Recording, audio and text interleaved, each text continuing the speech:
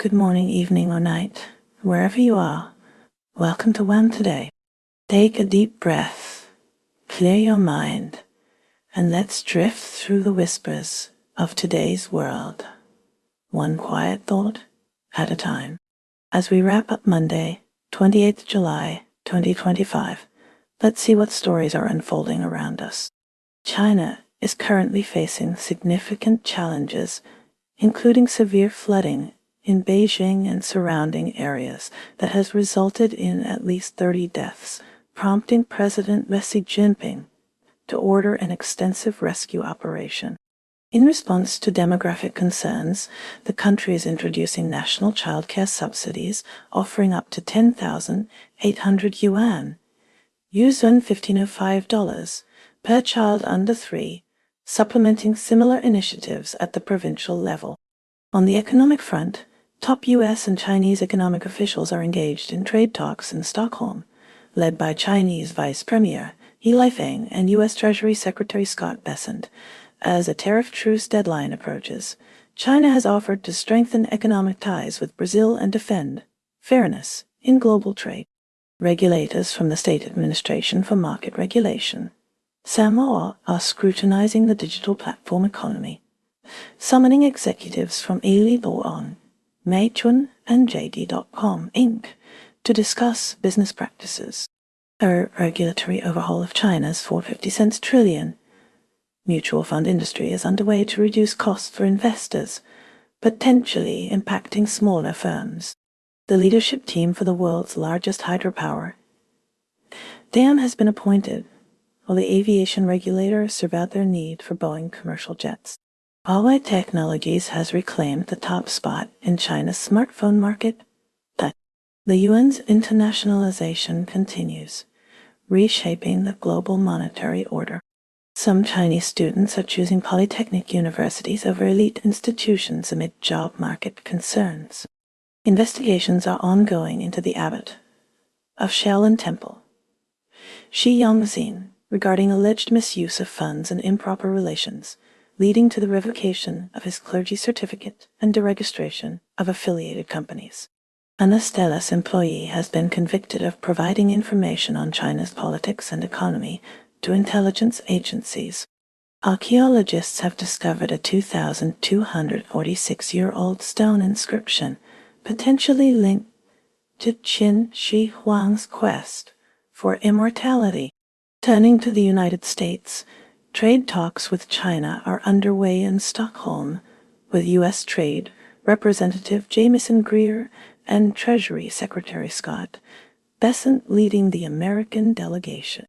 President Trump is reportedly considering a trip to China in the autumn. The U.S. is also intensifying competition with China in the Democratic Republic of Congo's critical minerals sector. In Taiwan, Lai is expected to postpone his U.S. stopover, which may be linked to ongoing trade talks between the U.S. and China. China has offered to strengthen economic ties with Brazil and defend fairness in global trade, days before sweeping us tariffs on Brazilian exports are set to take effect. Chinese Foreign Ministry spokesman Guo Jiakun said Beijing was willing to work with Brazil. After years of largely unchallenged control over the Dr. Congo's critical minerals, China now faces growing US competition. Finally, in the pharmaceutical sector, GlaxoSmithKline, GSK, may pay Jiangsu Hengrui Pharmaceuticals US $12.50 billion for exclusive global rights to develop a dozen drugs. The humanitarian crisis in Gaza continues to worsen, with starvation and malnutrition-related deaths tragically on the rise. Despite Israel's pledges to establish secure aid routes, humanitarian organizations insist that current aid deliveries fall drastically short of meeting the extensive needs of the population. Disturbingly, over 1,000 individuals have reportedly been killed by Israeli fire while attempting to access aid. The UN has characterized current aid levels as a mere drop in the ocean, cautioning of an impending and catastrophic health crisis. Two Israeli human rights organizations, B'Tselem and Physicians for Human Rights, have released reports asserting that Israel is committing genocide against Palestinians in Gaza, citing intentional targeting and systemic destruction of Palestinian society. However, these groups are considered to be on the political fringe. Israel ended a truce in Gaza in March, hoping to break Hamas, a move that has heightened suffering for Palestinians but achieved few, if any, Israeli goals. Turning to Australia, Prime Minister Anthony Albanese has openly criticized Israeli Prime Minister Benjamin Netanyahu for denying the presence of a starvation crisis in Gaza. Albanese also voiced strong concerns regarding the restrictions imposed on journalists attempting to enter the territory.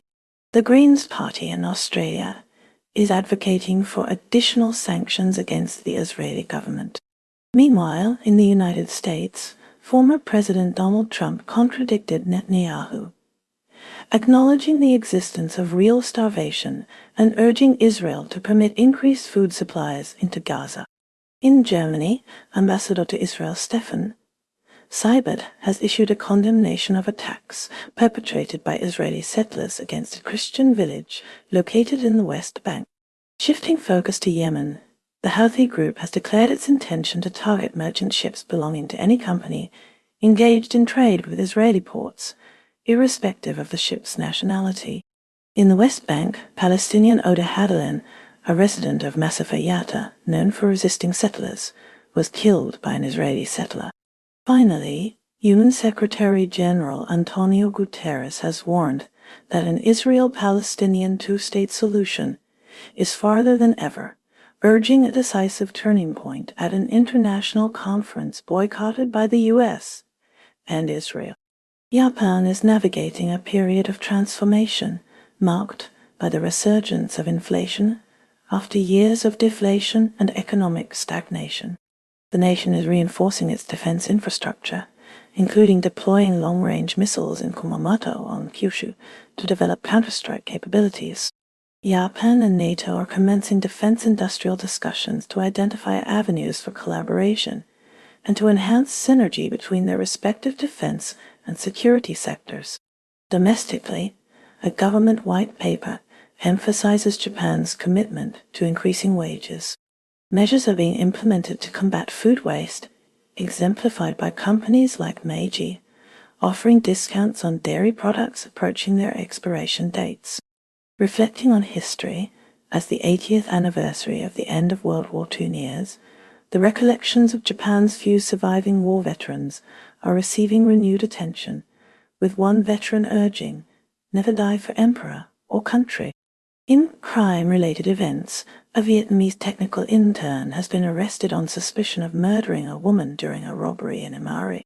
An attack in eastern Japan led to the arrest of a 48-year-old man following a series of blade assaults. In entertainment, the latest Demon Slayer animated film adaptation has swiftly grossed over 10 billion yen, $67.70 million, in Japanese cinemas. Furthermore, there are continuous endeavors to retrieve the remains of undersea mine workers from the Korean Peninsula and Japan, decades after their deaths. Shifting focus to Peru, Japanese researchers have identified 248 Nazca-Line geoglyphs through field surveys on sites selected using aerial photographs and artificial intelligence. In the realm of international relations, South Korea's newly appointed Foreign Minister Cho Yoon is scheduled to visit Japan. North Korea has firmly rejected any possibility of denuclearization talks with the United States, according to Kim Yo-jong, sister of Kim Jong-un. She stated that while Kim Jong-un and former U.S. President Donald Trump had a positive relationship, the U.S. must now accept North Korea's nuclear status. She emphasized the changed reality since past summits, suggesting no future dialogue would be fruitful. Kim Yo-jong also dismissed any reconciliation attempts from South Korea's new president, declaring nothing to discuss and no interest in rapprochement. She derided Seoul's overtures as a great miscalculation. These statements are seen as a strategic maneuver to solidify North Korea's nuclear power status and dictate diplomatic terms. Thailand and Cambodia agreed to an immediate ceasefire to end deadly border clashes, following mediation by Malaysia, the United States, and China. This agreement sought to end the worst violence in a decade, which caused at least 38 deaths and displaced over 300,000 people. However, Thailand soon accused Cambodia of violating the ceasefire by attacking Thai territory. Major General Winthai Suvaray stated that Thai troops retaliated in self-defense. Livestock offices in Thailand's border provinces provided safe spaces for animals whose owners had fled the conflict. Separately, in Bangkok, a shooting at the Ortoko market left 6 dead, including 4 security guards and the gunman, who died by suicide. United States continues to be a focal point of various unfolding events. 21 Senate Democrats are demanding that Donald Trump immediately cease funding to the Gaza Humanitarian Foundation. They allege its operations have led to civilian deaths and humanitarian law violations. Meanwhile, Ghislaine Maxwell is petitioning the U.S. Supreme Court to overturn her conviction.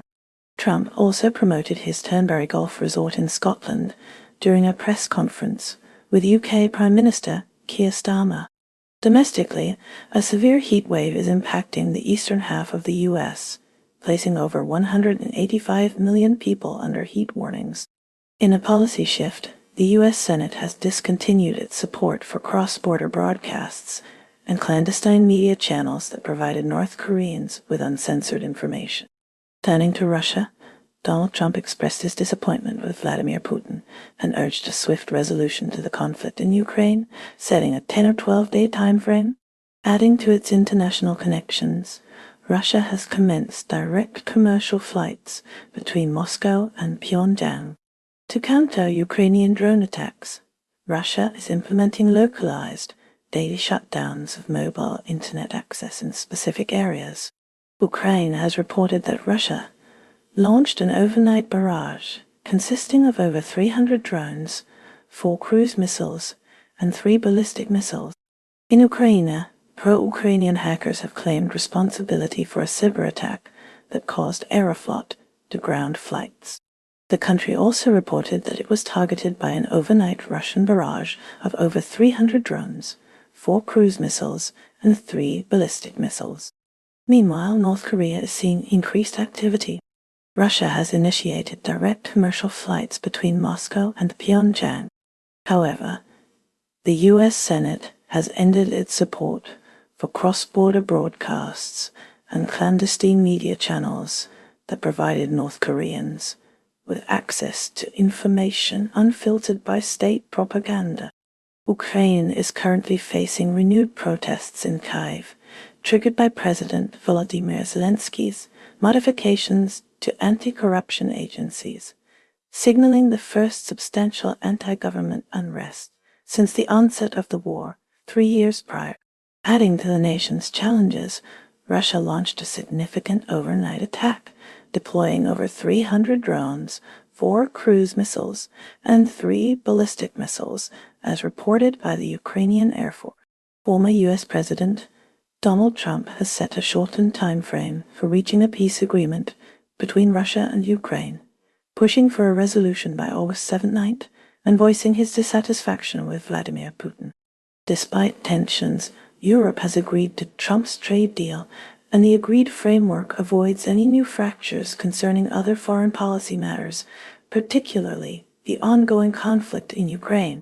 Turning to the United Kingdom, the government is allocating nearly £29 million to revive the South Crofty tin mine in Cornwall, which had been inactive since 1998, with expectations of generating approximately 1,300 employment opportunities. Contrary to typical seasonal trends, a Zoopla report reveals that Britain's housing market has remained robust throughout the summer, driven by increased availability of larger home loans fostering a favourable environment for buyers. Amidst this economic activity, UK Prime Minister Keir Starmer has publicly defended investments in wind turbine technology, following misinformed claims by former US President Donald Trump, who erroneously labeled it as the most expensive form of energy. Australia faces a complex political landscape. Premier Mintz has denied permission for a pro-Palestinian march on the Sydney Harbour Bridge, setting the stage for a potential confrontation. Senator David Pocock has denounced the coalition's net zero strategy as total madness, urging a more proactive climate approach. North Sydney Council is considering selling a public street to Shore School to ease traffic congestion. The 2025 Pacific Engagement visa program is now open, offering 3,000 permanent residency visas to Pacific Islanders and Timor-Leste citizens. An inquest in Victoria into the death of Aboriginal woman Heather Calgret recommends prison healthcare improvements. Furthermore, Dr. Eric de Schiemaker, a Melbourne University law professor, claims suspension for political opinions, potentially requiring legal intervention to save his job. Ecuador is grappling with a surge in violent crime, evidenced by a recent attack. Gunmen stormed a bar in a small town, killing at least 17 people. Turning to the United States, the alcohol industry prepares to compete against the expanding market of cannabis-infused beverages. President Trump is faced with a decision on the United States' response to a major humanitarian crisis. Meanwhile, the CIA is experiencing internal shifts. A veteran official is retiring after not being selected for a London posting.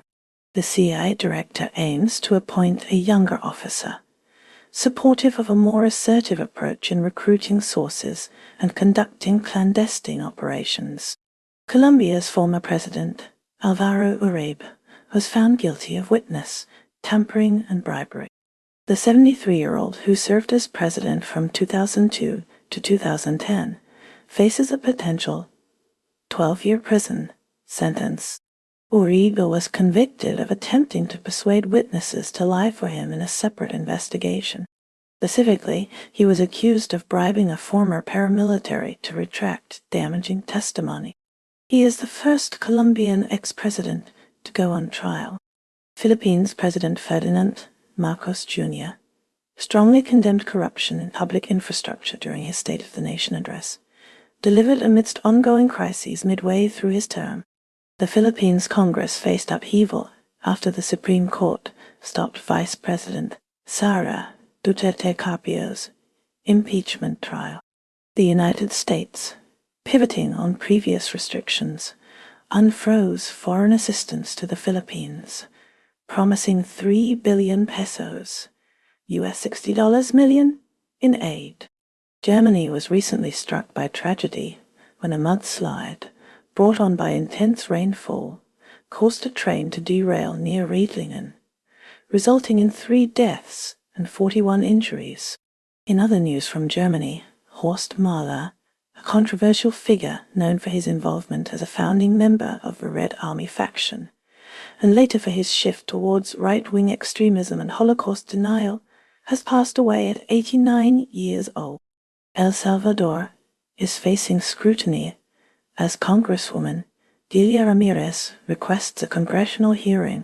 She seeks to investigate potential human rights abuses at the nation's CCOT mega prison. Her request is fueled by concerns over the use of federal funds for detaining immigrants, including nearly 300 sent by the U.S.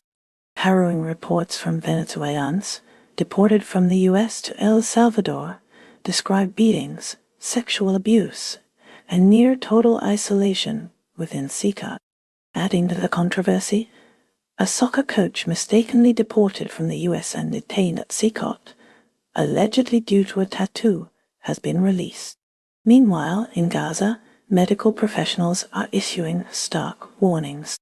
They fear the effects of malnutrition and starvation on children could lead to irreversible health damage, even with immediate food aid. Pakistan witnessed a counter-terrorism operation where security forces killed 3 militants connected to the 24 Karachi attack targeting Chinese citizens. Azad Khan of the Counter-Terrorism Department identified one of the slain militants as the alleged attack mastermind. In other news from Pakistan, a widely circulated video showing a so-called honor killing in a tribal area, has triggered widespread condemnation, highlighting the persistent challenges posed by traditional tribal practices and raising questions about law enforcement in remote regions. France's Foreign Minister, Jean-Noël Barrot, is pushing the EU to pressure Israel to negotiate a two-state solution with the Palestinians, emphasizing global support for a political resolution. In other news, a fire in a holiday home in southwest France, accommodating disabled individuals and their caretakers, caused at least 3 deaths, with 2 people still unaccounted for. Turning to Canada, Prime Minister Justin Trudeau is facing increasing pressure as his approval ratings decline, with recent polls indicating a significant drop in public confidence in his leadership and economic policies. The Conservative Party, led by Pierre Poilievre, is gaining momentum, capitalizing on concerns about inflation and the cost of living. In the United States, the debate over federal spending and the national debt continues to intensify as Congress grapples with raising the debt ceiling and avoiding a potential government shutdown. Negotiations between the White House and Republican lawmakers are ongoing, focusing on potential spending cuts and reforms to entitlement programs. Meanwhile, Australia is experiencing a surge in renewable energy investment, driven by government incentives and growing demand for clean energy sources. Several large-scale solar and wind projects are underway across the country, aiming to reduce carbon emissions and transition to a more sustainable energy mix. Donald Trump claimed that his involvement averted a war between India and Pakistan. He likened the situation to conflicts involving Serbia and Kosovo, and Rwanda and the Democratic Republic of Congo. Meanwhile, in Kashmir, Indian troops engaged in a gunfight. The encounter resulted in the deaths of 3 suspected militants. In the Democratic Republic of Congo, ISIL has claimed responsibility for a devastating attack. The assault targeted a church in the eastern region of the country. Tragically, 43 worshippers were killed during a night mass. A UN mission report confirmed the high number of casualties. This incident casts a shadow on diplomatic efforts to resolve the ongoing conflict. Singapore recently saw migrant workers lauded for their bravery in rescuing a woman from a sinkhole. This act of heroism has brought renewed attention to the conditions and treatment of migrant laborers in Singapore, sparking public discourse. Sudan faces potential instability due to General Mohamed Hamdan, commander of Sudan's Rapid Support Forces, and the impact of his paramilitary-led coalition. France, in collaboration with Saudi Arabia, has commenced a 3-day conference at the United Nations aimed at fostering international recognition of Palestinian statehood as a component of a peaceful resolution to the conflict in Gaza. This initiative aligns with French President Emmanuel Macron's prior statement that France intends to formally recognize the Palestinian government in September. New Zealand's Prime Minister, Christopher Luxon, recognizes the ongoing challenges faced by its citizens, while simultaneously stressing the crucial partnership between New Zealand and the Solomon Islands. Heavy rainfall is currently impacting New Zealand, triggering numerous weather warnings across diverse regions. Surface flooding is causing particular disruption along Kokopu RD, situated west of WHAM. North Korea swiftly rejected a dialogue proposal from South Korea's President Yoon Suk-yeol, a message delivered through Kim Yo-jong. The swift dismissal dampened hopes for a thaw in the strained relationship between the 2 Koreas. Fiji's Flying Fijians rugby team is expected to show improvements under its coach as they prepare for the 2025 Pacific Nations Cup. In a separate incident in Fiji, police in Atoka are investigating the discovery of a newborn baby found inside a sanitary bin in a university student hostel's restroom. Brazil is preparing to host the 30th UN Climate Change Conference in Belém.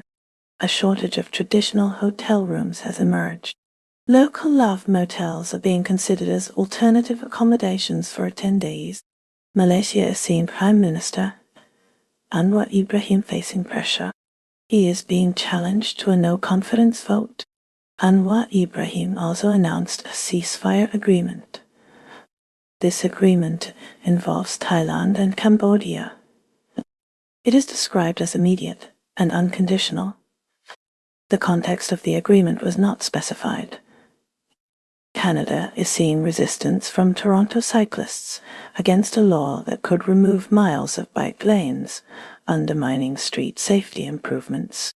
The cyclists view this law as a detrimental step backward for urban cycling infrastructure. Moving south, the United States recently saw President Biden announce new measures to combat rising inflation. These measures include efforts to lower prescription drug costs and promote competition in key industries. The administration aims to alleviate financial pressures on American families. Across the Atlantic, France is grappling with ongoing protests against pension reforms. Demonstrators are voicing strong opposition to the government's plan to raise the retirement age. The reforms have triggered widespread social unrest and labor strikes across the nation. Meanwhile, Germany is facing scrutiny over its energy policies amid concerns about reliance on Russian gas. The government is working to diversify its energy sources and reduce dependence on foreign suppliers. This shift is part of a broader effort to ensure energy security and sustainability. In the East, Japan is considering revising its defense strategy in response to growing regional security threats.